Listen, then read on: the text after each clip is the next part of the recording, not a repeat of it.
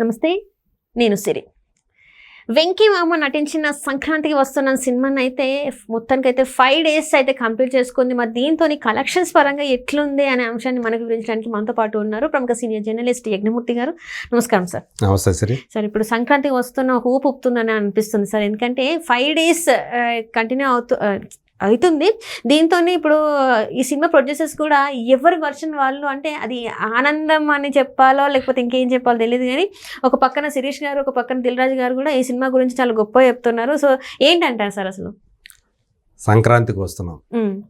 సంక్రాంతి సినిమాలో 2025 సంక్రాంతి సినిమాల్లో ఈ సీజన్లో బ్లాక్ బస్టర్, మొట్టమొదటి బ్లాక్ బస్టర్, మొట్టమొదటి బ్రేక్ ఈవెన్ ఫిలిం సంక్రాంతికి వస్తున్నాం. కేవలం 3 రోజుల్లోనే బ్రేక్ ఈవెన్ దాటి ప్రాఫిట్లోకి వచ్చినటువంటి సినిమా. అన్ని ఏరియాలో బ్రేక్ ఈవెన్ అయిపోయింది. తెలుగులో, ఇక్కడ తెలుగు రాష్ట్రాల్లో, ఓవర్సీస్లో కూడా. అక్కడ ఆల్రెడీ ఓవర్సీస్లో $1.5 million దాటేసింది. ఇక్కడ అంటే అది ప్రీ రిలీజ్ బిజినెస్ వచ్చి 41 కోట్లు మాత్రమే. ఇప్పటికీ దానికంటే మించి ఒక 10 కోట్లు 11 కోట్ల పైన 4 రోజుల్లోనే అదనంగా షేర్ వచ్చేసేసింది. అంటే ఎంత పెద్ద విజయం సాధించిందో మనం అర్థం చేసుకోవచ్చు. అలాగే 4 రోజుల్లో గ్రాస్ పరంగా చూసుకున్నప్పుడు 131 కోట్లు. నేను ఇంకా తప్పు చెప్పాను ఇందాక, అది మోర్ దాన్ 60 crores పైన అనమాట. అంటే ఇప్పుడు చూసుకుంటే లేటెస్ట్ ఈరోజు 5వ రోజు, ఇప్పటికే మార్నింగ్ షో కలెక్ట్ చూసుకుంటే ఆ షేర్ కూడా 70 కోట్లు దాటిపోయి ఉంటుంది. సో ఆ రేంజ్లో 4వ రోజు 25 కోట్లు, ఆ 3వ రోజు 29 కోట్లు.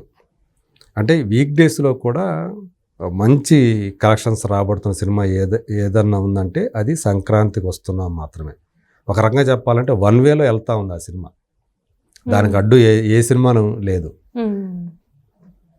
అందుగురించే అంటే వెంకటేష్ నటించిన సినిమాల్లో చాలా ఫాస్ట్గా 100 కోట్లు గ్రాస్ సాధించిన సినిమా ఇదివరకు F2 అయితే, ఇప్పుడు దాన్ని అది ఎన్ని రోజుల్లో అయితే అది చేసిందో దాంట్లో సగం రోజుల్లోనే ఇది 100 కోట్ల మార్కును దాటేసింది గ్రాస్ పరంగా.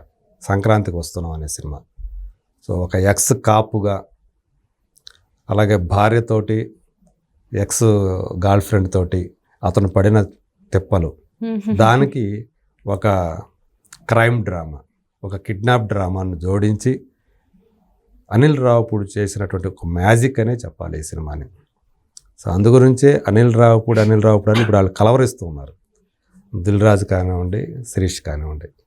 పటాస్ అనే సినిమాతోటి 2015 అనుకుంటా, కళ్యాణ్ రామ్ అనే అతను కంబ్యాక్ అని చెప్పుకోవాలి. అప్పటిదాకా అసలు ఆ తరహా కామెడీ అతను చేయగలుగుతాడా అని ఎవరికి తెలియదు. అంతగా అతని చేత, ఒక ఇన్స్పెక్టర్ చేత అతను చేయించినటువంటి ఎంటర్టైన్మెంట్ ఏదైతే ఉందో అది అందరినీ కూడా బాగా ఆనందింపజేసింది, వినోదింపజేసింది. అందుగురించే పెద్ద విజయం తొలి సినిమా తను అందుకున్నాడు. అది నిర్మించింది దిల్ రాజు.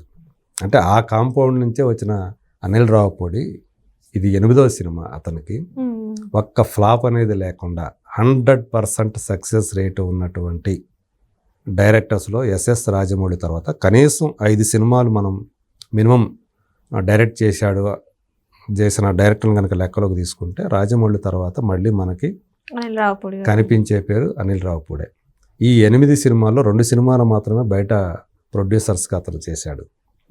6 సినిమాలు దిల్ రాజుతోనే ట్రావెల్ అవుతూ చేశాడు. అంటే తను ఎవరైతే దర్శకుడిగా పరిచయం చేశారో ఆ బ్యానర్ను వదలకుండా తను కూడా ఒక గ్రాటిట్యూడ్తో ఉంటూ, వాళ్ళు కూడా అంతే ఇదిగా అనిల్ తోటి సినిమా అంటే అంతే అభిమానంతో, అంతే ప్రేమగా వాళ్ళు కూడా అతనితోటి ట్రావెల్ అవుతూ, సో అలా శ్రీ వెంకటేశ్వర క్రియేషన్స్ బ్యానర్కి ఒక ఆస్థాన దర్శకుడిగా మారిపోయాడు అనిల్ రావుపూడి. సో నిజం చెప్పాలంటే అతను మరి అన్ని 6 సినిమాలు హిట్టే, వాళ్ళ దాంట్లో అన్నీ ప్రాఫిటబుల్ వెంచర్సే.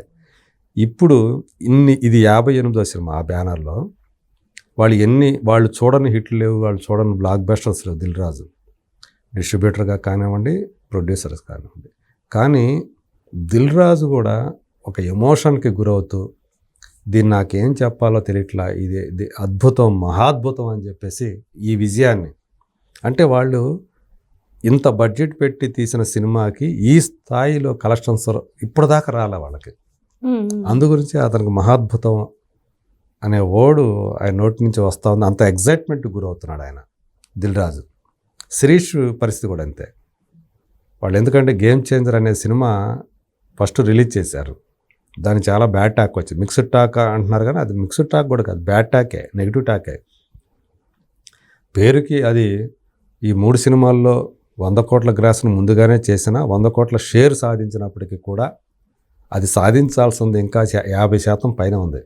స్టిల్ ఇప్పటికీ అది 50% కూడా రికవరీ కాదు. 221 కోట్ల రూపాయల ప్రీ బిజినెస్ వాల్యూ అని చెప్పి లెక్క కట్టారు దాన్ని. మరి అది ఇంతవరకు అందులో సగం అంటే 110 కోట్లు ఇంకా రాలా షేరు, 100 కోట్లు మాత్రం దాటింది. మరి ఎంత పెద్ద దెబ్బ వాళ్ళకి. సో అందుగురించే బావిలో మునిగిన మమ్మల్ని సంక్రాంతికి వస్తున్న సినిమా బయటపడేసింది. అంటే నిండా మునిగిపోతున్న మమ్మల్ని కొంచెం తేరుకునేట్టు చేసిన సినిమా సంక్రాంతికి వస్తున్నాం అని ఆయన ఆ శిరీష్ కూడా తన ఆనందాన్ని ఆ విధంగా వ్యక్తం చేశాడు. దాన్ని బట్టి ఈ సినిమా ఏ స్థాయి విజయాన్ని సాధించిందో మనం ఊహించుకోవచ్చు. నిజానికి అది గేమ్ చేంజర్ అనేది చాలా పెద్ద దెబ్బ అనే చెప్పాలి వాళ్ళకి నిర్మాతలుగా. అంతకుముందు కూడా ఫ్యామిలీ స్టార్ అనే సినిమాతో పెద్ద దెబ్బతిన్నారు. గుణశేఖర్తో కొలాబరేట్ అయ్యి శాకుంతల అనే సినిమాతో దెబ్బతిన్నారు. తమ ఇంట్లో పిల్లాడైనటువంటి ఆశిష్ తోటి లవ్ మీ అనే సినిమా తీసి దెబ్బతిన్నారు. మినిమం గ్యారంటీ హీరో ఈ మధ్య కాలంలో చిన్న హీరోలో అనిపించుకున్న సుహాస్ తోటి జనకైతే గనక అనే సినిమా తీసి దెబ్బతిన్నారు. ఇట్లా వాళ్ళకన్నిటి కూడా వరుస దెబ్బలే. ఈ బలగం అనే సినిమా తప్పితే ఆ టైంలో ఆ తర్వాత తీసిన అన్ని సినిమాలు వాళ్ళకి దెబ్బలే కొట్టాయనే చెప్పాలి. సో అట్లాంటిది ఇప్పుడు సంక్రాంతి కూడా ఎలా ఉంటుంది, ఎందుకంటే ఒక పక్క డాకు మహారాజ్ వీళ్ళు డిస్ట్రిబ్యూట్ చేశారు, అది ఇంకా దానికి కూడా రావాల్సి ఉండే, ఇంకా అది సేఫ్లోకి రాలా, బ్రేక్ ఈవెన్ కాల ఇంకా తెలంగాణలో.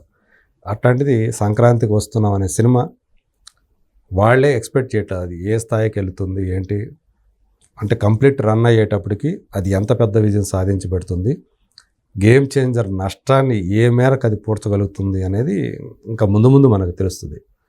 ప్రస్తుతానికి మాత్రం వెంకీ మామ రూల్స్ గౌడ కాదు, ర్యాంపేజ్ అన్నట్టే సంక్రాంతికి వస్తున్నాం తోటి అలా జనాల థియేటర్కి రప్పిస్తూ ఉన్నాడు. ఆయన ఒక్కడనే కాదు, ఆ సినిమాలో యాక్ట్ చేసిన వాళ్ళందరికీ, పనిచేసిన వాళ్ళందరికీ కూడా ఇది ఒక ఏదో మధురానుభూతి అంటాం కదా, అలాంటి ఒక ఎక్స్పీరియన్స్ని సినిమా ఇస్తూ ఉంది. నిజంగానే 4 రోజుల్లోనే 131 కోట్ల గ్రాస్ను సాధించి ఇప్పుడు సంక్రాంతికి అసలైన విన్నర్ ఏదంటే అది సంక్రాంతికి వస్తున్నామనే చెప్పాలి. Right right thank you so much.